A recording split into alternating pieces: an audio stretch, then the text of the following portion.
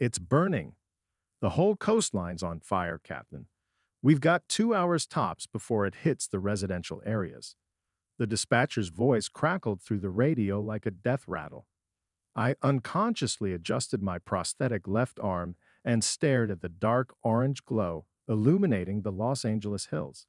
In 15 years with the fire department, I'd seen my share of serious blazes, but this one was different. It was alive, a voracious monster devouring everything in its path. Just like that Afghan inferno when our Humvee hit an IED, leaving me without an arm and half my crew dead. Deploy all reserves. My voice remained steady, just as they'd taught us in the Marines. And have City Hall finally explain why half our crews are staffed with untrained rookies after their damn reform. Mike, you know it's all politics. The dispatcher hesitated. After that discrimination scandal, they fired half our experienced guys. Now, instead of professionals, we've got activists with 3 months of training. I clenched my teeth, remembering the last department meeting. The new chief, some polished graduate from some literal college, preaching about toxic masculinity in the fire service, about how important it was to break stereotypes. Wonder what he'd say now, with the city defenseless against nature's fury. Captain Reynolds.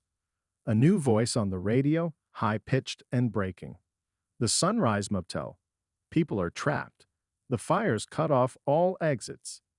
I straightened up, feeling everything tighten inside. The Sunrise, that same motel on the outskirts where Emily supposedly went for yoga every Wednesday. For 3 months, I'd pretended to believe in these classes, though my military instincts had long warned me something was off. New workout clothes, unfamiliar perfume, strange evening calls. Unit 10, copy that. Moving in. I fired up the engine. Adrenaline was already pumping through my veins, just like the old days in Afghanistan. Jackson Rodriguez. You're with me. Full gear. Jackson, the big guy from Texas, jumped in the cab first. Then Rodriguez, former airborne, the only one in the unit who understood what it meant to lose friends in war. Last one in was Sarah, the rookie from that same progressive recruitment drive.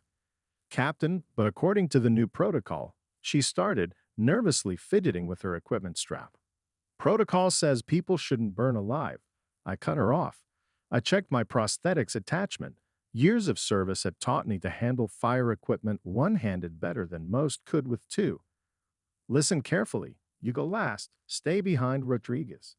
Deploy the hose only on command. Clear? Yes, sir. She snapped to attention, and I mentally cursed. These quota-hired rookies still confuse the firehouse with West Point. As we raced through empty streets, the sky above Los Angeles had transformed into a dome of fire. Smoke blanketed everything, turning the familiar city into something from a post-apocalyptic movie. Abandoned cars flickered in our headlights. Looked like evacuation had already begun. All units, fire has breached the northern perimeter. The radio crackled back to life. Repeat, fire has breached perimeter. Residential evacuation is underway. Jesus, Jackson muttered, peering into the orange haze ahead. This ain't no fire. This is the damn apocalypse. Kandahar was worse. I gripped the wheel tighter with my good hand. At least there you knew the enemy was human. Here it's nature itself. Through the windshield, I watched the fire front devour the hills. The wind drove flames toward residential areas, and we had maybe 30 minutes before the city became a death trap. If it weren't for that damn reform, if they hadn't cut half our experienced fires. Mike, you okay? Rodriguez touched my shoulder, understanding in his eyes. He too knew what it meant to lose friends to political gains. I'm fine, I exhaled, forcing myself to focus on the road. Just thinking about the guys from Station 3. Mitch, Steve, Big Al, everyone they fired after that purge. Hey, at least now we got sexism seminars, Jackson snorted. And microaggression training. Real helpful for fighting fires, right? I stayed silent. The Sunrise's sign was already visible ahead, a peeling neon display against the crimson sky. And among the parked cars, a familiar silver Lexus, the same one Emily supposedly drove to her yoga classes. Everything inside me froze, but years of service had taught me the main lesson. Even when your world's falling apart, you do your job professionally. I parked the engine by the entrance, ignoring the sharp pain in my chest, where my heart used to be, now just a black hole of betrayal. Masks on, check radio, I commanded, jumping out of the cab. Rodriguez, right wing Jackson, left wing. Sarah, cover with the deck gun. I'm going center. On 3. Smoke had already filled the motel corridors when we burst in. Through my mask, I could see flames licking the walls, devouring the cheap wallpaper. The temperature was rising by the second, turning the air into a scorching haze. The desk clerk was huddled by the reception counter, a young guy in a uniform shirt already blackened with soot. He coughed, waving toward the corridor. Room 114. There's people still in there. I heard screaming. 114. I knew that number. Knew it too damn well. It had lit up Emily's phone screen every Wednesday in messages from someone called Instructor J. Every time she went to yoga, leaving me with the kids. The corridor seemed endless. Door numbers blurred in the smoke. 110, 111, 112. Sweat was pouring into my eyes under the mask, the prosthetic starting to heat up. Damn titanium arm, a souvenir from Afghan hell. Flames were already licking the ceiling when I reached the right door. The lock didn't give on the first hit, had to strike twice, just like they taught in the Marines. The door flew off its hinges, letting in a blast of superheated air. And time stopped. In the smoke-filled room, on the rumpled bed, lay 2 people, unconscious from carbon monoxide, but alive. Emily, my wife, mother of my children, the woman I trusted with my life, and a young man in expensive workout clothes, that same yoga instructor whose photos I'd seen on the studio website. Seconds stretched into eternity. Fire was already licking the ceiling, temperature rising rapidly. A couple more minutes, and there'd be no one left to save. A terrible thought flashed through my mind. Do I have to? I could just close the door. Or carry only her out. Emily was light enough to manage alone. Imagine telling the kids. I tried to save them both. No one would doubt it. Everyone knows how unpredictable fire can be. The prosthetic twitched, as if wanting to slam that damn door shut itself, leave them here in their personal hell of passion. But then I remembered Sergeant Morrison's face. How he pulled me from that burning Humvee in Kandahar, though he could have saved himself. Marines don't leave people behind, son, even those who don't deserve it. I gritted my teeth and stepped into the room. Captain, report status. Sarah's voice in my earpiece snapped me back to reality. 2 casualties. My voice sounded mechanical, robotic, unconscious. Need stretchers. While we carried them out of the fire, only one thought kept pounding in my head: how strange life is. I'd survived the hell of Afghanistan, lost an arm but didn't break. Learned to live again, work, save others. And now the worst blow came not from bullets or fire. It came from the woman who'd sworn to be there in sickness and in health. And now she lay on a stretcher, saved by me from the fire that was supposed to hide her betrayal. Mike. Rodriguez put his hand on my shoulder as we loaded the stretchers into the ambulance. Maybe it's not what. Shut up, I hissed through clenched teeth. Just shut up. Sirens wailed through the night. The firestorm was approaching the city, ready to devour it whole. But I didn't care anymore. My personal hell had already opened up in room 114. The hospital corridor reeked of smoke and desperation. Or maybe that was just my turnout gear. Through the window, the sky still blazed crimson. The fire kept devouring the city, but I couldn't bring myself to care anymore. I sat on a plastic chair outside the ICU, mechanically cleaning my prosthetic with a special wipe. Soot had gotten into the joints, making the titanium fingers sluggish. Captain Reynolds. A young doctor in surgical scrubs appeared without warning. The patients are out of danger. Severe carbon monoxide poisoning, but vital signs are stable. I nodded without looking up. When will they regain consciousness? Mr. James is already awake. Mrs. Reynolds should come around within the hour. James. So that was his name. The Dan yoga instructor had finally become more than just a shadow from phone messages. He asked about her. The doctor hesitated. Said they. I don't give a damn what he said.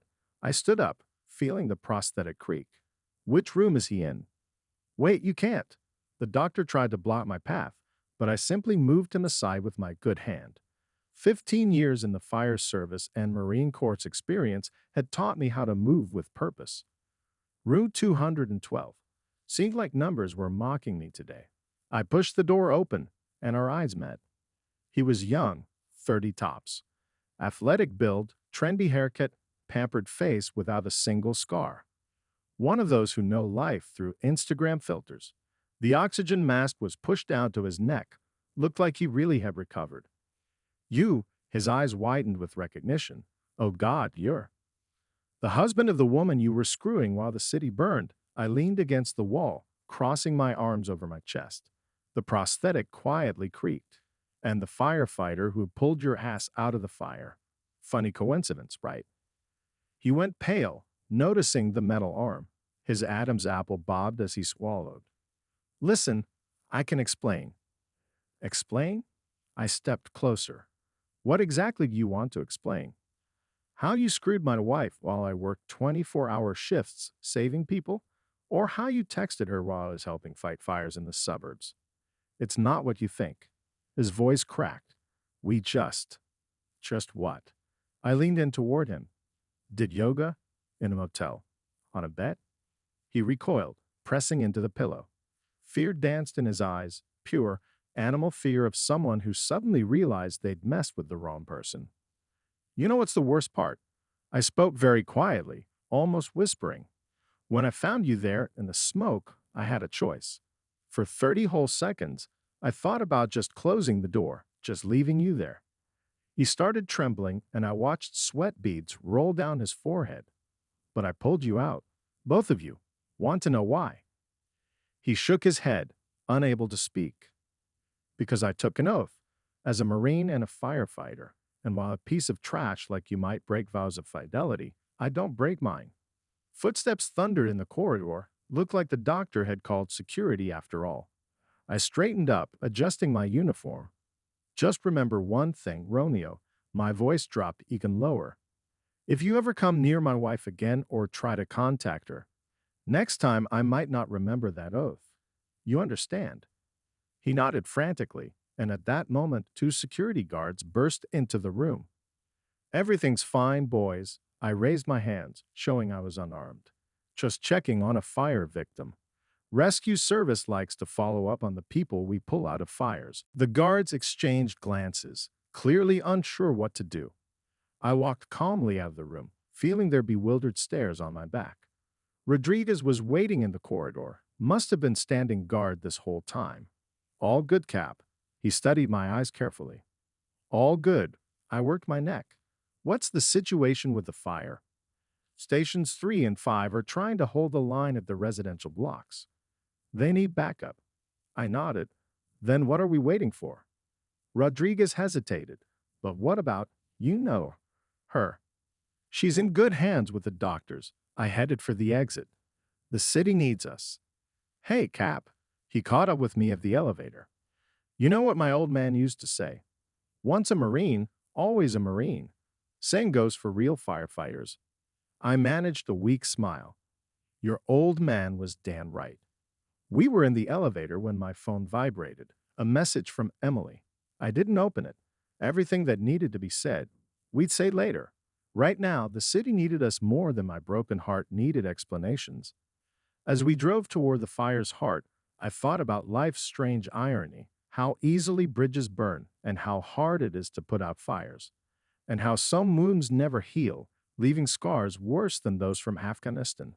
Unit 10, approaching position, Rodriguez spoke into the radio while I drove, ready to deploy. The city burned ahead, and that mattered more than personal drama. After all, I was a Marine, and Marines don't abandon those who need them, even if they're hurting like hell themselves. Fire advanced from 3 sides, turning the LA suburbs into a wasteland.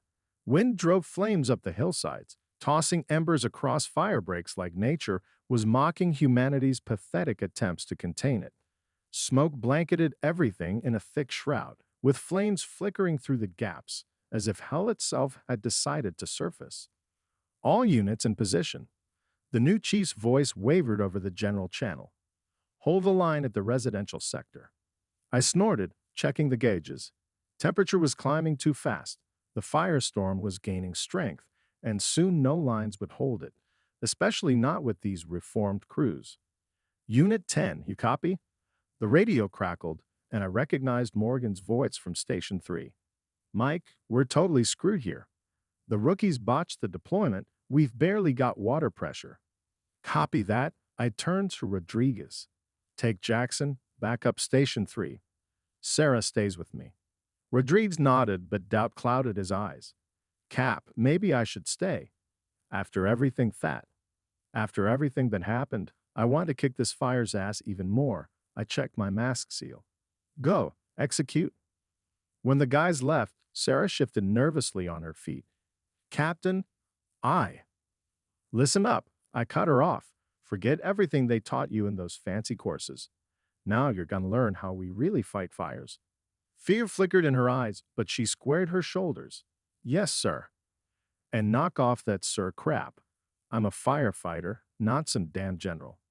The next 2 hours turned into pure hell. We held position by the residential blocks, but the fire kept finding new paths. Sarah, I had to admit, worked like a demon. Maybe these rookies weren't hopeless, just needed proper training. My phone kept vibrating in my pocket. Emily. 7 missed calls, 12 messages. I didn't read them. No time. And what could she say? Sorry. It was a mistake. Empty words that wouldn't change anything. Mike. Sarah's shout cut through the roar of flames. There, in the house, I saw a movement. Damn it. The house was already fully involved. Roof about to collapse. Who would still be inside? All blocks were long evacuated. Hold the line. I yelled, rushing toward the entrance. If the roof goes, don't follow me.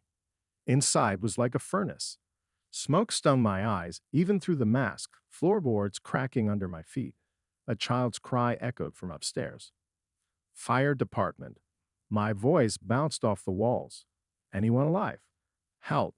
A weak voice from the second floor. We're here. The staircase was already burning, steps ready to give way any second. I charged up, jumping over burning sections. The prosthetic started heating up. Damn titanium conducts heat too well.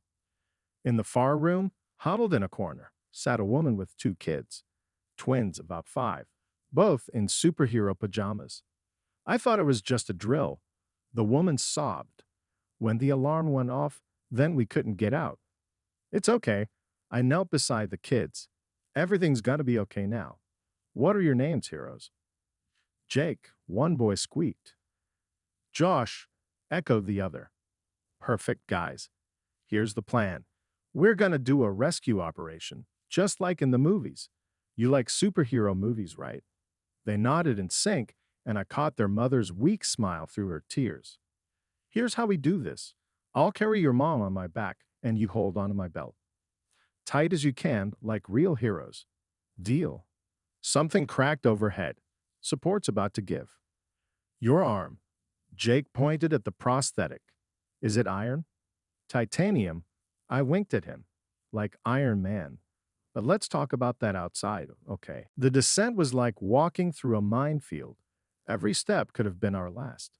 Floorboards groaned, flames licked the walls, and smoke grew thicker by the second. But we made it. Just as I carried them outside, the roof finally caved in. Captain. Sarah rushed to us with oxygen masks. I thought. No time for thinking. I handed the kids off to the paramedics. Fire's moving forward. We need to hold the line. The woman grabbed my arm, my real one, not the prosthetic. Thank you. I don't know how to. Just keep them safe. I pulled my arm free. And don't ignore fire alarms. Back at the engine, I finally checked my phone. 13 missed calls from Emily, and 1 message from my son. Dad, where are you? Mom's crying. What happened? I squeezed the phone until the screen cracked. My boy. He wasn't to blame. Didn't deserve this hell our family had become. Cap, Sarah's voice pulled me from my thoughts. We've got a new hotspot, 3 blocks from here. I pocketed the phone. Family drama could wait. Right now, we had other families to save. Roll out the line, I ordered. And remember, the moment fire goes overhead, we pull back. No playing hero. What was it you said? She smirked, grabbing the hose. You're a firefighter, not some damn general? I couldn't help but smile. Maybe she'd work out after all. As we drove to the new hotspot, I thought about those twins in their superhero pajamas, about their mother who thought it was just a drill, about my son waiting for answers. Sometimes it's easier to save someone else's family than to hold your own together. But I was a Marine, and Marines don't quit, even when the whole world's on fire. 6 months later, I sat in the courthouse, my gear still smelling of smoke from an underground fire I'd just fought. The judge, tired eyes behind reading glasses, looked at the divorce papers. You're sure about this, Captain Reynolds? I glanced at Emily, sitting across the aisle. She wouldn't meet my eyes. The yoga instructor wasn't here. Word was he transferred to a studio in San Diego. Smart move. Yes, Your Honor. I'm sure. Very well. She started signing papers, then paused. You know, my brother was FDNY. 30 years of service. He used to say sometimes the bravest thing isn't running into a fire, it's knowing when to walk away. I nodded, touching my titanium arm. The joints still worked smooth. I learned to maintain it better after that night at the Sunrise Motel. Outside the courthouse, my son waited with Sarah. She'd picked him up from school. These days, she was one of our best firefighters. Funny how life works out. That. He ran to me, and I caught him in a bear hug. Did you really go into the tunnel fire today? Sure did, buddy. I ruffled his hair, but I had good backup. Like in Afghanistan? Better. In Afghanistan, I fought against people. Now I fight to save them. He studied my prosthetic arm, then looked up with those serious eyes that reminded me so much of myself. When I grow up, I'm gonna be a firefighter too, and save people like you do. Yeah? I smiled. Well, first you gotta finish your homework. Dad. His voice got quieter. Are you and Mom really not getting back together? I knelt down to his level. Some fires, son, you can't put out. But that doesn't mean we stop fighting the ones we can. Understanding that, that's what makes a real firefighter. He straightened up, jaw set just like mine. I still want to be one. Like you. You'll be, kid. I stood checking my radio as another call came in.